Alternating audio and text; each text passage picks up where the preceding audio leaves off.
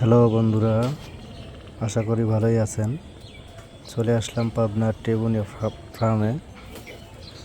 এখানকার পরিবেশ না এসে দেখলে বুঝতে পারবেন না।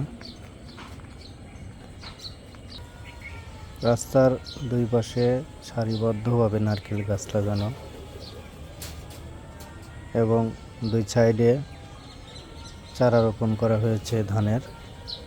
পরিবেশটা অনেক সুন্দর। যারা ভাবছেন আসবেন, ভাবার দরকার নেই, চলে আসুন, এসে সৌন্দর্যটা উপভোগ করুন।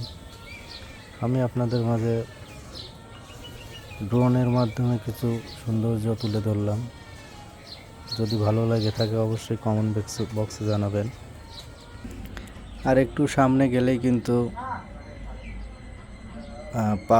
পাবনা টেবুনিয়া রেল স্টেশন, যেখান থেকে ঢালারচর এক্সপ্রেস রাজশাহীর উদ্দেশ্যে চলে যায়।